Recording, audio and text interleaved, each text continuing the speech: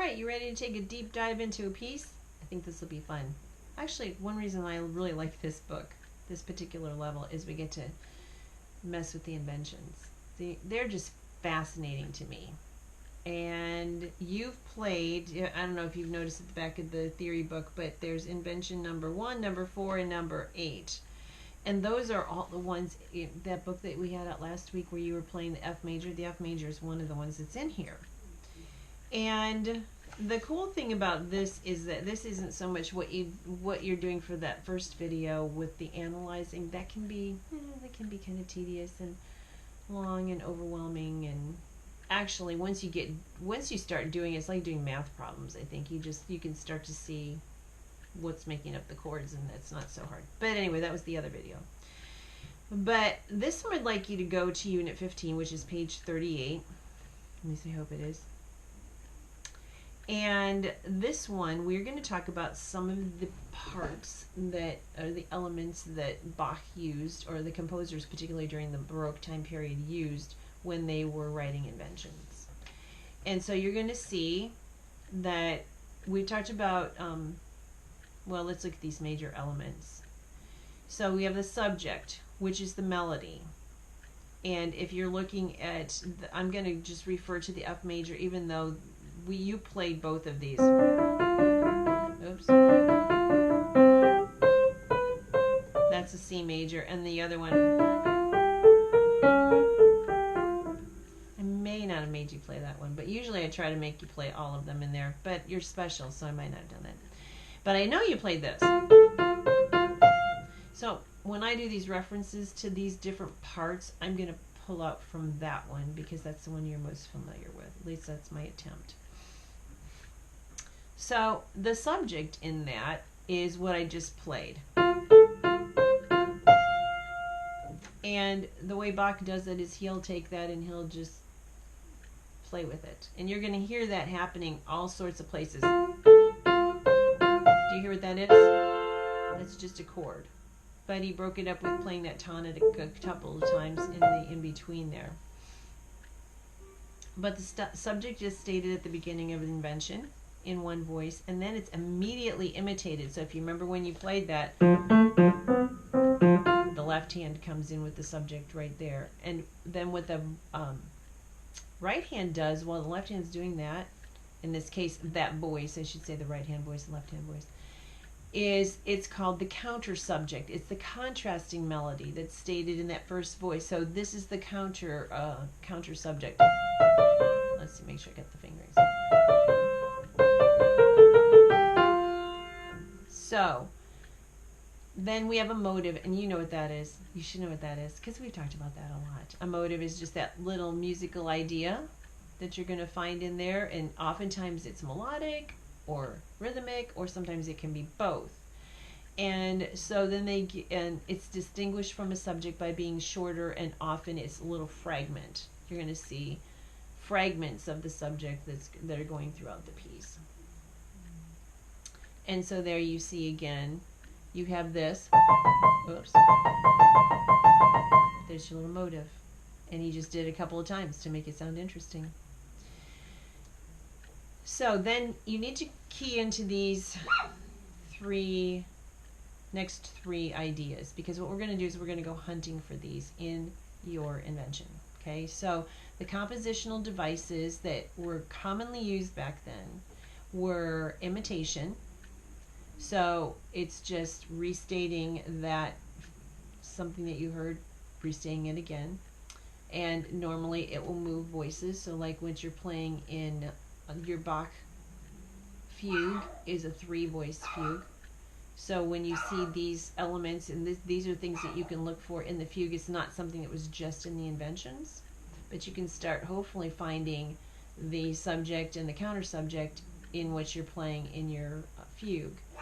In your fugue, though, you have 3 voices, so you might find these little motives and subjects winding in and through. And imitation, a lot of imitation happening in one hand and the next. I think you could almost, right now, probably even audiate in your head. Oh yeah, that's where he used imitation. Sequence we've talked about for quite a while. That was introduced, I think, way back in 3B. So And a sequence just happens where, you know, you're going to play. Let's see if I could find one in here so you can hear it. This is teeny tiny. But it just, you do the same pattern, but you do it on the, starting on a different note. Let's see if this is.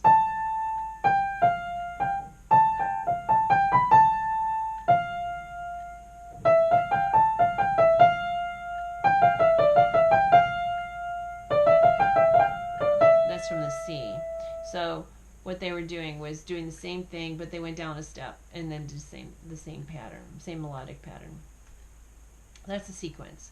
Sequences can either go up a step each time you do it or go down a step each time you do it. I have to say that's one of the things I really like about Baroque music. It makes it nice and predictable.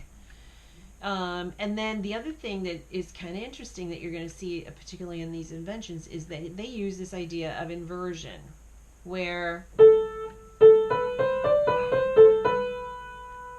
now they take that same idea, but they're going to turn it upside down. Instead of going up with it, they're going to take that and go, he takes it and goes down. Like that. So your job then is to, and they ask you to use highlighters. You could use colored pencils too if you want. And I would suggest, if you don't, because you've referred back to this book to play out of it often. I don't expect that you mark up your book unless you think it might be helpful to you. I mean, some of us weird, nerdy music people, we like seeing that kind of thing. But I think you might be better off just making a photocopy of the invention. I just want, I don't expect you to, well, actually, they have one page. Is that the whole thing? Maybe it is the whole thing. You could just do it in your workbook. You don't have to do it in your music. They want you to take a highlighter. They're suggesting yellow and blue. And looking for all the subject, when you hear the subject. So here's your subject. And you're going to highlight it in yellow. Where you have your counter subject. I know I'm not using the right fingering, which is why I have the hiccup in there. Sorry about that. But yours sounds better. That's good. You're going to use blue. And then wherever you find inversions of the subject, you're going to use green. You mark the sequences with a bracket. And so if you're not sure, like I said, I'm not expecting you to have to do all of these. I'd like you just to work with the one that you've played the most, which is the F. But you can look and see how they've marked the sequences in the invention number 1. So that you can go in and do it then in your invention, your F major invention. See, is that everything? And oh, they want you to be on the lookout for cadences, and I know you're good at those now. So it says name the key at each cadence on the line above the staff. So they've shown you, let's see, I saw the other one. Yep, there's a cadence marked. You have 2 in your invention. So see if you can figure that out. And if you want to just be extra credity about it, you could try to tell me what kind of cadence it is when you see, because you just have 2 you have to figure out. I actually think it's not going to be too hard. It's just a 1-page activity. You get out your colored pencils or your highlighters. It could be fun, you know? But I also think that if you do this, I actually think you're going to understand this better when you're playing it too. I think it's going to actually, I could be going out on a limb here, but I think it's going to make it more fun to play that piece now when you really understand it better. So, all right, well, hopefully that gives you a couple of things to work on, and I know you're busy right now with your program, your musical, whatever it's called, but see if you can try to get at least some of this done, and we can talk about it if you have questions. I'm thinking the thing you're going to have the most questions about is what I put in the other video about the analyzing, the harmonic analysis, because we haven't really done that, but I think it's time. I think you're ready for that.